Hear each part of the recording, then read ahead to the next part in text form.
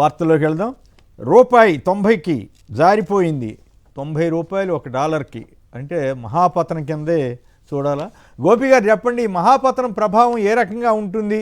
ఇది దేశ ఆర్థిక వ్యవస్థ మీద చాలా తీవ్రమైన ప్రభావం చూపుతుంది. ఇప్పటికే ట్రంప్ ఆదేశాలు రకరకాల సమస్యలతోటి ఉంటే తాజాగా ఈ పరిస్థితి కూడా ఏమన్నా ఇబ్బంది పెడుతుందా? ప్రత్యేకించి ఆంధ్రప్రదేశ్, తెలుగు భారతదేశం, ఆంధ్రప్రదేశ్, తెలంగాణ వీటిని దృష్టిలో ఉంచుకుని మీ కామెంట్ చెప్పండి.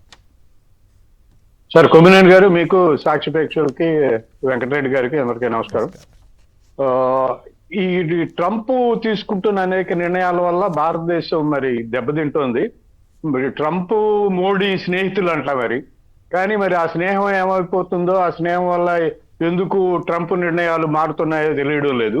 ఇక రూపాయి పతనం అయితే దారుణం అండి. ఇప్పుడు భారతదేశాన్ని మోడీ ఆధ్వర్యంలో మూడో అతిపెద్ద ఎకానమీగా, ప్రపంచంలో మూడో అతిపెద్ద ఎకానమీగా తీర్చిదిద్దుతామని గొప్పలు చెప్పుకుంటుంటే రూపాయి ఏమో పతనం అయిపోతుంది.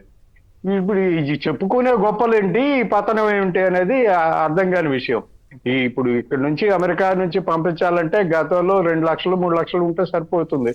ఇప్పుడు ఈ డాలర్ విలువ పెరిగిపోవడం, రూపాయి పతనం అయిపోవడం వల్ల ఎన్ని లక్షలు ఖర్చు పెట్టాల్సిన పరిస్థితి ఉందో తెలియదు. ఎన్ని పెడితే వాళ్ళు వీసా ఇస్తారో కూడా లేదో తెలియదు. చాలా వీసాల మీద కూడా చాలా రెగ్యులేషన్స్ పెట్టారు, నిబంధనలు, కఠినమైనటువంటి నిబంధనలు పెట్టాయి. H1B వీసా కానీ, ఇప్పుడు మామూలు వీసా కానీ, దేనికైనా కానీ. మరి ఈ స్నేహం వీళ్ళిద్దరి మధ్య, ప్రధాని ప్రెసిడెంట్ మధ్య ఉండే స్నేహం ఏమైపోయింది అనేది తెలియడం లేదు. అంటే ఇక్కడ ప్రాబ్లం ఏంటంటే ఎగుమతుల మీదేమో సుంకాలు వేస్తున్నారు. పోనీ ఎగుమతులు చేస్తే మనకి లాభం వస్తుంది, రూపాయికి డాలర్లు బాగా ఎక్కువ వస్తాయి అనుకుంటానికి ఆ పరిస్థితి లేదు. దిగుమతి చేసుకుందాం అంటేనేమో చాలా ప్రమాదకరమైన రేటుగా మారిపోయింది కదా. దిగుమతుల మీద దీని ప్రభావం చాలా ఎక్కువగా ఉంటుందా ఈ రూపాయి పతనం వల్ల?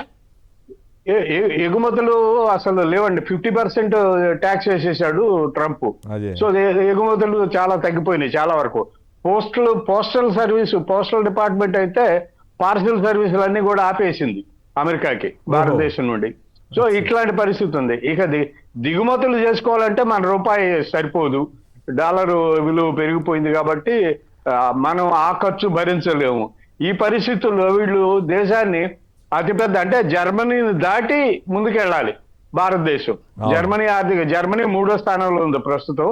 జర్మనీని దాటి వీళ్ళు ముందుకు తీసుకెళ్లాలంటే రూపాయి పడిపోతుంటే ఎలాగా? మోడీ ప్రధానమంత్రి అయినప్పుడు నాకు తెలిసి దాదాపు 60 రూపాయలు 62 రూపాయలు ఉంది డాలర్ విలువ. అది ఇప్పుడు 90కి వచ్చిందంటే ఇంకా ఎంత పడిపోతుంది, ఏ స్థాయికి పోతుంది? ఇలా రూపాయి విలువ పడిపోతుంటే నువ్వు 3వ అతిపెద్ద ఆర్థిక వ్యవస్థగా ఎట్లా తీసుకెళ్తావు అనేవి ఇవన్నీ ప్రశ్నలు. వీటికి జవాబులు చెప్పాల్సి ఉంది.